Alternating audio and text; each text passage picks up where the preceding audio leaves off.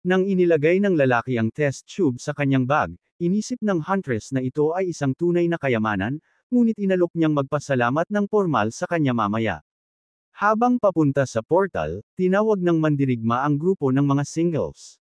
Nagulat ang pangunahing tauhan. Naglalakad ang mga mandirigma sa kalye at nakita ng lalaki na sa wakas ay dumating na ang mga kasama. Tinitingnan niya ang lahat mula sa itaas, na nagpasya na susuriin niya ang sitwasyon dito. Pinagmamasdan mula sa itaas ng Teredone Squad at nagpasya ang MC na kung ito'y maging delikado, maaari niya silang suportahan mula rito. Isang napakalaking leon na halimaw ang umatungal at iniisip ni G na kaya ni Tero na supulin ang itim na leon kahit na hindi sapat ang kanilang lakas para kay Taway. Ngunit iyon ay ibang kwento. Habang nakatingin mula sa itaas at nakatikom ang kamao, naniniwala ang lalaki sa mga kasama at na kaya nila itong gawin. At sinabi ni Sunok na may selyo rito. Kaya't hiniling niya sa lahat na mag-ingat. Dumaan si Wei at nakakita ng isang eskultura at nilinaw ng mandirigma kung ito ba ang estatwa na sinasabi ni Sung Hyuk. Sa harap ng mga bayani ay mga sirang gusali at sinabi ng kabalyero na lahat ay dapat magkaroon ng upgrade at magpatuloy. Hawak ng lalaki ang isang potion at nakitang kakaiba na halos damobol ang mga katangian. Ngunit kahit sa ganoong sitwasyon, halos imposible ang umatake kay Tae. Pinalibutan ng apoy ang huntress at sinabi niyang dahil dito kailangan nilang gawing posible. Inilagay ang kanyang espada sa likod, sumang-ayon si Seyek sa kanya, at hiniling sa lahat na maging handa. Tumapak ang paa ng halimaw sa lupa. Nakita ng squad ang mga demonyo na lumalabas mula sa mga bato. Ginigiling ang ngipi ng kabalyero at sinabi na paparating sila. Tumalon pasulong ang itim na leon. Hinagupit nito ang mga tao gamit ang kanyang paa. Sumigaw si Hyek na siya ang tatanggap ng atake ng itim na leon at ang iba ay sa kanila. Hinanda ng mga babae ang kanilang mga sandata nang utusan sila ng lalaki na patayin silang lahat. Pinutol ng mga huntress ang mga leon gamit ang mabangis na sayaw ng walang katapusang mga espada at isang baliw na phoenix dance. Isang dilaw na liwanag ang nagmula kay Wei Jin at tinawag niya ang isang pagsabog ng lava. Lahat ng nasa harapan ng babae ay nasusunog. Mahigpit na hawak ng kabalyero ang kalasag. Lumabas dito ang lilang enerhiya papunta sa leon. Kumislap ng pula ang mga mata ng kalaban. Nakatayo ang leon sa harap ng apoy. Nakita ni Sung Hak na iisa na lamang ang natitira at ginamit ang kanyang kasanayan ng unang teknik ng espada ng Storm Blade. Isang malaking apoy ang lumabas mula sa espada ng bayani. Habang papaalis, sinabi ng isa sa mga mandirigma na hindi pa niya nakikita ang teknik na iyon dati at sumagot ang kabalyero na ito ay bagong kasanayan na nakuha niya sa pamamagitan ng isang panaginip, na ikinagulat ng mga tao, at hindi sila akapaniwala na nasugatan niya ang isang itim na leon gamit iyon. Ngunit para sa lalaki, mas madali ito kaysa kanyang inisip. Mahigpit na nagmamasid si Sok. Umupo ang Blood Lion na naghahanda para umatake at gaya ng inaasahan ng bayani, hindi lamang ang itim na leon ang kalaban. Nalito si Hyong Suk nang makita na ito ay isang Blood Lion. Sumigaw ang babae na ang halimaw ay isang antas na mas mataas kaysa sa itim na leon. Nakatayo ang kalaban sa harap ng squad ng mga mangangaso. May pulang liwanag sa paligid ng kanyang paa. Mariing pinagdikit ni Sung Hae ang kanyang mga ngipin dahil sa tensyon. Habang rumaragasa ang paa ng leon patungo sa lalaki, nagawa niyang sabihin sa lahat na inumin ang potion at kunin ang kani-kanilang posisyon. Tinawag ni Hyen si Sanak ng nalilito. Asul na kidlat ang lumabas mula sa espada ng gabi at iniulat ng sistema ang paggamit ng kasanayan ng Ethereal Blade. Habang tinatamaan ang leon, sumigaw siya sa lahat na kumilos agad. Ang mandirigma na may hawak na dilaw na bote ay lumingon kay Hyjan, na unawaan kung ano ang nararamdaman niya, ngunit hiniling na tulungan si Seyek pagkatapos nilang maghilom dahil siya lamang ang makakaharap sa Blood Lion ng harapan. Habang nakikipaglaban ang bayani, sumagot ang babae na alam niyang siya lamang ang makakagawa nito. Malungkot ang mukha ng lalaki at idinagdag niya na mula noon nararamdaman niya na maaaring bigla itong maglaho ulit at ngayon sa tuwing sobra ang paggamit niya nito, palagi siyang kinakabahan. Nanggatog ang huntress at nagpasya na ngayon ang tamang oras upang kumilos ayon sa sitwasyon. Humarap sa ibang mga mangangaso, sinabi niyang kailangan nilang maghanap ng impormasyon tungkol sa mga Blood Lion habang hinahadlangan siya ni Sun Hak. Ngunit sumagot ang lalaki na ang Blood Lion ay isang nangungunang klase ng halimaw sa iba pang nasa calamity rank at halos walang impormasyon tungkol dito. Tumingin si Hyagin sa tablet na humihiling sa lahat na maghanda matapos makita ni Hayong Suk na may lumabas na impormasyon sa Hunter's website. At tinanong ni Win kung sino ang nag-post nito. Inatake ng bayani at gaya ng inaasahan ay mas mataas ito ng isang antas kaysa sa itim na leon. Ginamit ng mandirigma ang kasanayan ng wide area ng kalasag at ipinaliwanag ng babae na matapos gamitin ang Storm Sword, malaki ang kinakailangang physical and lakas upang mapanatili ang Ethereal Blade, kaya kailangan nilang magtiis. Sumugod ang kalaban, at nalito ang Huntress kung bakit biglang ginamit ng mandirigma ang kalasag. Isang pulang liwanag ang lumitaw sa malayo. Natamba ang leon mula sa kanyang mga paa dahil sa hampas. Nakakatakot na sumigaw ang lalaki sa kanyang mga kaibigan na umatake na ngayon. Itinutok ng babae ang kanyang pana. Isang malaking berdeng pagsabog ang nabuo mula sa kanyang palaso. Huminga ng malalim ang halimaw. Lumipad ito pabalik. Inatake ni Hyen gamit ang Stormy Dance ng walang katapusang mga espada. Nakakatakot na umatungal ang leon at nagpasya ang mga mandirigma na tapusin na. Isang napakalaking paa ang ibinagsak sa kalaban. Napatulala si Sang Hayek sa kanyang nakita. Nagulat ang mga mandirigma. Dumating ang malaking growler upang tumulong. Sumigaw si Win at itinuro na may bagong halimaw na lumitaw. Iwinasiwas ni Hyejan ang kanyang espada at napagtanto na kahit na tinalo nila ang Blood Lion, pinatay nito ng isang hampas, na ginawang isang malakas na kalaban.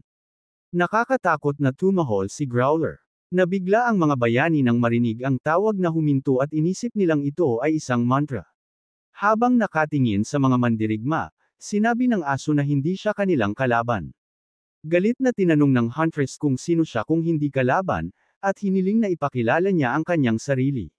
Lumapit si Sun Hawk sa aso nang tanungin ng iba kung ano ang nangyari at kung kilala niya ang halimaw N. Ito, na sinagot ng lalaki na kilala niya ang taong ito. Habang hawak ang hawakan ng kanyang espada, sinabi ng kabalyero kay Growler na matagal na silang hindi nagkita. Lumapit ang aso sa mga tauhan at tinanong ng mga ngaso kung paano nakikilala ng kanilang pinuno ang mga halimaw. Nakangiting ipinaliwanag ni Suk na hindi siya halimaw, kundi isang Diyos ng kalikasan na lumagda ng kontrata sa kanya. Habang nakatayo ang lalaki sa harap ng hayop, nagulat si Win na ang Diyos ng kalikasan ay lumagda ng kontrata at nalito si Hyejan sa nangyayari. Ngunit tinanong ng lalaki si Growler kung ano ang nangyari. Binuksan ng aso ang kanyang bibig at ipinaalam sa lalaki na nagising na si Contractor Ta at dadalhin ang kanyang mga kasama. Naging tensyonado ang kabalyero nang marinig ang tungkol sa mga kasama at ipinaliwanag ni Growler na sila ay isang uri ng kanyang mga bantay at ang mga kasama ni Taya ay naiiba sa mga normal na halimaw. Kaya, magiging mahirap para sa kanila na harapin sila kaagad pagkatapos nilang mapatay ang dalawang leon. Inilahad ang isang paa, nagpa siya ang hayop na ibahagi ang kanyang ether kay Sung Hyuk, na hiniling sa Khan. Iyan na gamitin ang kapangyarihang ito upang pigilan silang makarating kay Tawai. Ngunit tinanong ng bayani kung hindi nila siya kayang protektahan, ano ang dapat nilang gawin.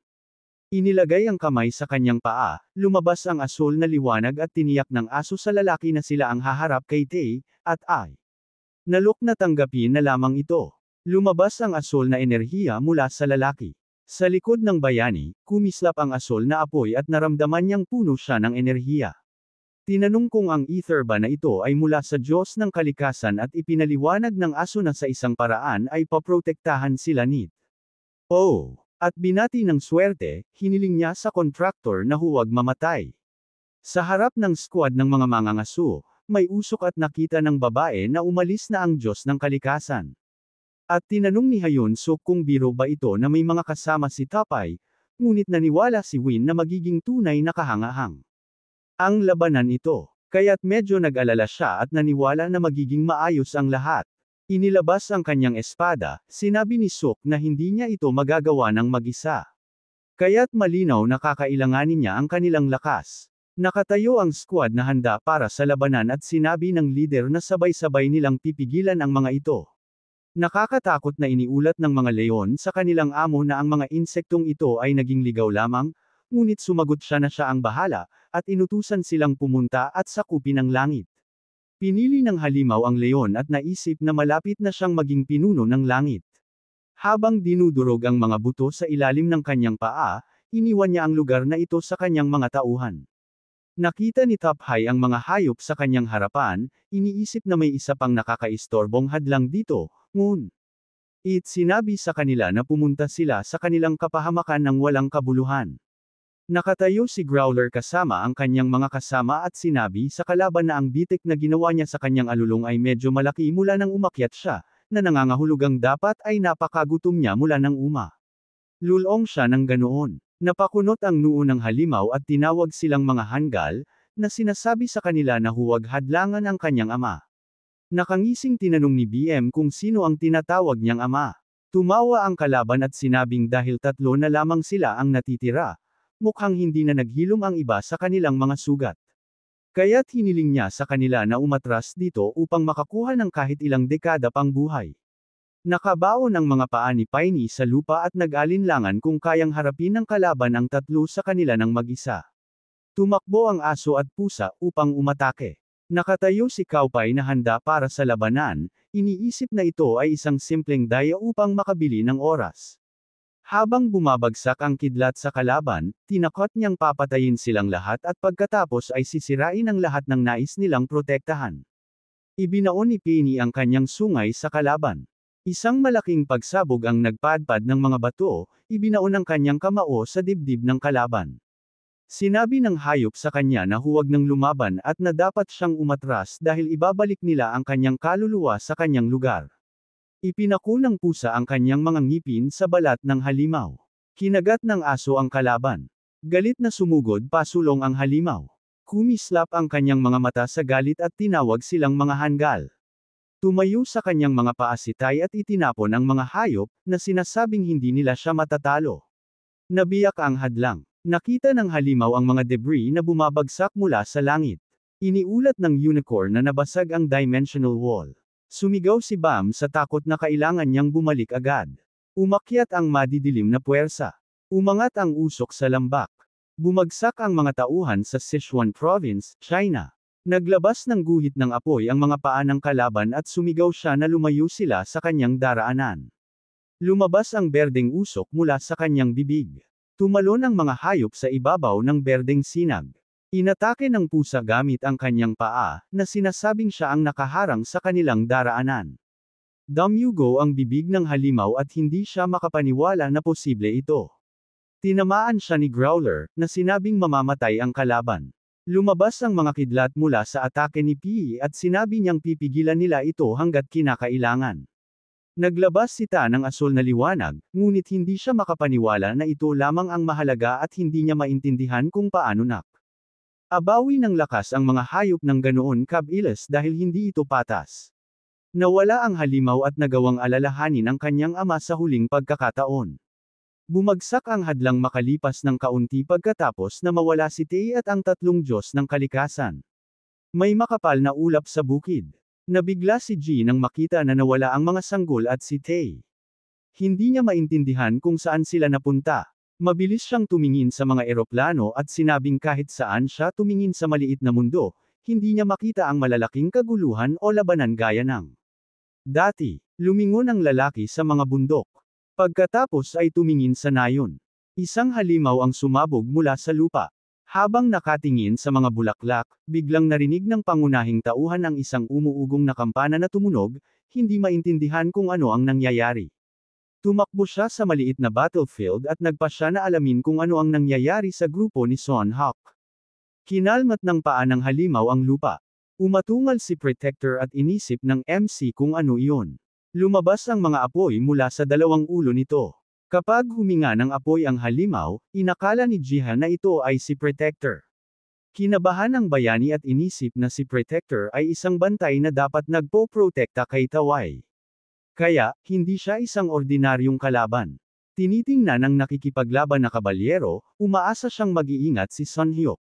Nang makita ang halimaw sa malayo, sumigaw ang mandirigman na parating na siya. Nahulog ang plaskong may potion at umasa siya sa mga tao ni Kung. 2 kabalyero ang naghanda para umatake. Isang malaking apoy ang Ramagasa. Pinigil ng lalaki ang apoy gamit ang kanyang kalasag. Sumigaw siya sa pinuno na hindi siya magtatagal, kaya kailangan nilang sumugod. Mabilis na umatake si Sung Hae gamit ang kasanayang mana blade. Itinutok ng mandirigma ang kanyang espada sa pintuan. Nang umatake sa kontrabida, ginamit ng mangangaso ang unang teknik ng espada, ang Storm Blade. Tinapon ng pagsabog ang bayani paatros. Kamot ng kanyang kuko, sinabi ng halimaw na matalim ang espada ng tao at hindi siya makapaniwalang muli niya itong nakita. Nakaharap sa mandirigma, tinanong ng halimaw kung ano ang kaugnayan niya sa kabalyerong iyon, at inakala ng binata na tinutukoy niya ang Legion. Hawak ang kanyang espada, sumagot si Sun Hyuk na wala siyang pakialam at na malapit na siyang maging abo at maglaho. Inihahanda ng Protector ang apoy sa kanyang bibig at tinawag ang kalaban na isang arroganting tao na magiging abo. Habang naglalabas ng apoy, sinabi niyang ito ang kanyang kapalaran. Nang itaas ng kabalyero ang kanyang espada, inanunsyo ng sistema ang paggamit ng kasanayang mana blade. Ginamit ni Sunhawk ang teknik na Storm Blade, ang unang anyo ng Whirlwind Strike para umatake. Tumawa ng masama si Protector at tinanong kung inakala ba niyang mapipigilan siya ng ganoong kahabag-habag na hangin. Gumawa ng lindol ang kontrabida gamit ang kanyang paa at idineklara na kahit 1,000 taon ay hindi sapat. Tumalon ang bayani sa harap ng kanyang paa. Kumislap ang maliwanag na liwanag. Tinawag ni Ji si Sung Hyuk sa takot. Sumigaw ang kabalyero sa pagkabigla. Habang habol hininga, narinig ni Seyek na nagawa na niyang gamitin ang Whirlwind Strike. Nakatayo sa silid na may hawak na espada, sinabi sa kanya na magaling iyon at alam niyang makararating siya sa ganito. Nakatayo sa harap ng kabalyero, hiniling ni Sun Hyuk na sabihin sa kanya ang tungkol sa ikatlong teknik ng Storm Blade. Ngunit tumanggi ang kabalyero at sinabi na huwag man lang isipin ito dahil ang isang taong hindi pa kayang gamitin ang ikalawang teknik ay hindi dapat mag-isip tungkol sa ikatlo, dahil hirap pa siya sa una. Nasilip sa tubig ang mga bayani at idinagdag ng kabalyero na ang ikatlong teknik ay nangangailangan ng mas maraming ether kaysa sa ikalawa. At habang tumataas ang antas ng teknik, mas malaki rin ang konsumo ng ether. Ngunit gustong malaman ng bayani kung ano ang mangyayari kung pilitin niyang gamitin ang ikalawang teknik. Lumabas ang mga asol na guhit mula kay Sunhawk at ipinaliwanag ng karakter na kung gagawin niya iyon, tiyak na mamamatay siya dahil sa pagkaubos ng ether. Masusing pinanood ni Protector at tila pamilyar siya sa pakiramdam. Lumitaw si Growler sa likod ng binata na ikinagulat ng kontrabida. Pasiga na sinabi ng halimaw na imposibleng mangyari iyon at tinanong kung sino siya. Gumamit ng iba't ibang kapangyarihan si Sanhik at dumaan sa halimaw. Umungal si Protector at naalala ng bayani ang sinabi ng kabalyero na kung siya ay nasa sangandaan ng kapalaran, maaari niya itong gamitin kahit 1 beses. Yumuko ang mandirigma. Nakatayo sa harap ng kalaban, ginamit niya ang teknik na Storm Blade ng unang anyo, Tornado Spiral. Bumagsak ang espada sa lupa at napagtanto ni Sunhawk na nagawa niya ito. Umupo siya nang nakayuko sa harap ng patay na Protector dahil natalo na ang kontrabida. Nagalak sina Ji at Tered Drone sa tagumpay at sinabi ng binata na kamangha-mangha iyon dahil natalo nila si Protector. May napansin siya at nagpasyang hindi pa ito ang tamang oras para dito. Itinuro niya ang mga insekto sa direksyong lilipad. Hiniling ng pangunahing tauhan sa mga makakagalaw na tulungan ibalik ang selyo at ang iba ay ituon ang pag-aalaga sa mga mangangaso at 2 o 3 kasama ang kabalyero na tulungan siyang hanapin sina BM at ang iba pa dahil natalo na ang Protector at ang mga sanggol ay hindi pa rin nakikita. May narinig siyang iyak. Tumayo si Ji, tumingin at inisip na tiyak na ito ang masukal na kagubatan. Naglakad siya. Mga hayop ang sumalamin sa kanyang mga mata. Natuwa ang bayani nang makita ang malalaking hayop sa kanyang harapan. Habang dinidilaan siya ng mga alaga, natuwa ang binata na ligtas silang nakabalik, sinabing na-miss din niya sila at tinanong kung nasaktan ba sila. Sa paglubog ng araw sa kagubatan, hinaplos ni GC Beam, sinasabing nakatulog silang lahat matapos kumain. Umupo siya sa tabi ng mga hayop at inisip na siguradong napagod sila. Habang nag-iinat, inisip ng binata na magiging maganda kung magpapatuloy ang payapang panahon. Medyo nalungkot siya sa pag-alala na kung lilito ang mga halimaw na gaya ni Tae sa hinaharap, kakailanganin niyang muling humiram ng kapangyarihan mula sa mga munting nilalang na ito. At para sa kanila, kailangan niyang maging isang ligtas na lugar na maaari nilang balikan at pagpahingahan. Habang nag-iinat, nagpasya si G na kailangan niyang magsikap. Nang bigyan niya ng gamot si BM, sinabi ng bayani na mas mabilis siyang gagaling kung iinuman niya ito at ikinwento kung paano niya kailangang gamutin ang tatlong Diyos ng kalikasan. Napansin ni G na wala sila roon, kaya noong una ay tumakbo sila sa lahat ng paraan, ayaw magpagamot ng sabihin ni Yang oras na para uminom ng potion. Medyo nainis ang bayani, nagtataka kung saan sila laging nagpupunta. Maya-maya, tinitigan ng mga alaga ang kanilang mga mangkok, at pagkaraan ng kaunting pananakot, pumayag din silang magparaya at magsimulang magpagamot. Tinapik ni Bam si Growler sa ulo gamit ang kanyang paa. At kahit medyo mad-aya iyon para sa binata, ngunit para sa ikabubuti nila, mas mabuting magpagamot at magsaya muli. Hinaplos ni Jiha si Peye, iniisip na mabilis ang kanilang paggaling dahil sa katunayan, mga Diyos sila at siya ay nag-aalala. Ngunit ngayon ay ayos na ang lahat. Nag-uulat ang reporter, kaya ang hangin ng mga tao, tagumpay, ay nagsimulang hamupa, at nakatuon ang lahat sa pagtatalakay kung sino ang tumalo sa kanya. Sa gitna ng labanan, isang helikoptero na may kasamang Chinese correspondent ang kumuha ng malalapit na larawa sa lalawigan ng Sichuan at ipinalabas ito. Naging problema ito dahil tatlo pang malalaking anino ang nakunan. May lalaking nakatayo sa harap ng hayop, may isang tao roon. Nag-alala ang mga tao sa hindi matukoy na mga nilalang. Nang malaman na sila ay mga Diyos ng kalikasan, at ang isa sa kanila ay nakipagkontrata sa isang Koreanong mangangaso, naging mas mainit na paksa ito ng diskusyon. Naliwanagan ng araw ang mga lansangan ng lungsod mula sa iba't ibang problema at issue. At sa South Korea, nagdaos ng agarang lihim na pagpupulong. Inilapit ng lalaki ang mikropono sa kanyang bibig, sinasabing ipaliliwanag niya ang sitwasyon. At bagaman alam nila ang lahat ng tsismis, ngunit ang mga Diyos ng kalikasan na nakipaglaban ng matindi laban kay Taway sa Gehenna ay tila mula China. Ang lalaking nakatayo sa likod ng podium ay nagsabing inakala niya na ang makapangyarihang enerhiya na resulta ng banggaan ng mga Diyos at ni Taway ang naging dahilan, ngunit hindi niya alam ang totoo. Isang larawan ng mga bundok ang lumitaw sa screen. At binanggit din niya na ang pahayag na ang Haiyan Seal ay napakalapit sa hangganan ng China ay nakumpirma at ang tanging tanong na natitira ay bakit sa Korea nabuksan ang isang dungeon at maraming opinyon tungkol dito. Ang pinakapopular ay isang aksidente lamang. Sa kabila nito, nilinaw ng Pangulo ng South Korea na ang lahat ng ito ay mga bakas ng labanan. Ipinapakita ang mga bakas sa screen, sinabi niyang totoo iyon at iniwan ng labanan ni Taway at ng mga Diyos ng kalikasan at isa sa mga iyon ay tila mula sa Ang roar attack at na ang pagbubutas ng bundok gamit ang isang alulong ay isang nakakatakot na lakas. Inalis ang kanyang kamay, sinabi ni Hyansok na naglunsad ang China ng eroplano para magmanman na may layuning gumamit ng taktikang nuclear na sandata. Kung kinakailangan, lahat sila ay pinabagsak at ang lokasyon ng mga nag-iwan ng liwanag ay hindi alam. Inilahad ng binata ang berdeng globo. Nang tanungin kung patay na ba sila, sumagot siya na ganoon nga. Pagkatapos ay mananatili ang mga bato ng seksyon, bagaman wala ni isa sa mga pinagmumulan ng impormasyon ang nakapagpatunay kung nananatili ang mga core matapos ito. Ibinaling ang ulo, sinabi ni Jaesung na sa kasong ito, ituturing nilang sarado na ang kaso at hiniling sa commander ng operasyon na siya sa kanselasyon ng kautusan ng paglilikas. Tumingin ang babae sa Pangulo nang tanungin siya kung ano ang pagtatasa ng Estados Unidos tungkol sa laban. Itinaas ang kanyang mga mata, sinabi ni Ashley na hindi gaanong naiiba ang kanilang opinyon kaysa sa Korea.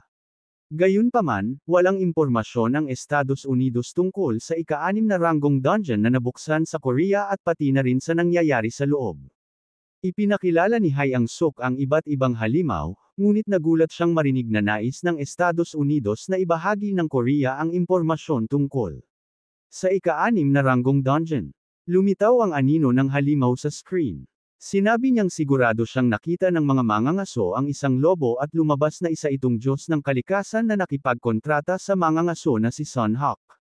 Sinabi ng Diyos sa kanya na siya ang bahala sa pagbabantay. Siya naman ang nag-alaga kay Tai at may iba pang anyo na nakita sa likod ng fog, ngunit hindi nila nakilala.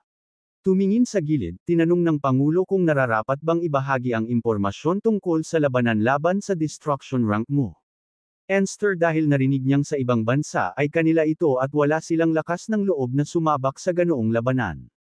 Napabuntong hininga, sumagot si Ashley na hindi naiiba ang Amerika sa ibang bansa. At una, ang Destruction Rank Monster ay hindi ang uri ng halimaw na kayang patumbahin ng walang ko. Pera sayo ng militar. Pagkatapos, ipinahayag ni Jung na nakayanan ng mga mangangaso ng silalang at tinanong si Hyong Suk kung ano ang palagay niya rito. Napangiti ang binata. Inilapat ang kanyang kamay sa mga dokumentong nakahiga. Sinabi niyang una niyang dapat ipahayag na lahat ng ito ay dahil suporta ng isang tao, ang mga mangangaso, si G, ang may-ari ng green shop na labis na nakatulong. Ang mga bayani na kumukuha ng mga gamit mula sa istant roon. Nang sabihin din ng binata na mabait na nagbigay si Jiha ng konsultasyon tungkol sa awakening skills at maging ng mga scroll at nagbigay ng pinakamataas na kalidad ng elixir sa lahat ng mga mangangaso at kung wala ang suporta ng mangangaso na ito, hindi sana sila naglakas loob na umatake sa dungeon. Inangat ang kanyang kamay sa mukha, binanggit ng lalaki na isa siyang napakatalinong tao na dapat nilang protektahan. Ang maraming may itim na kamay na umaabot kay Gia ay nagpahiwatig na hindi nila siya palaging mababantayan o makokontrol. Ngunit kailangan pa ring tandaan na maaaring may mga gustong gamitin siya para sa pansariling interes o alisin siya. At sa anumang kaso, may dapat silang gawin. Pumalakpak si Jason ng daliri sa mesa at sinabi na siya na ang bahala.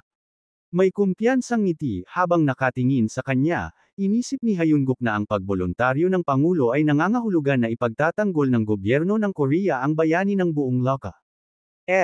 Gayunman, ito ay maituturing ng mabungang resulta ng pagpupulong ngayong araw. Inilipat niya ang kanyang kamay at idinagdag na dapat silang maghanda para sa susunod na pagkakataon na lilito ang isang destruction rank monster.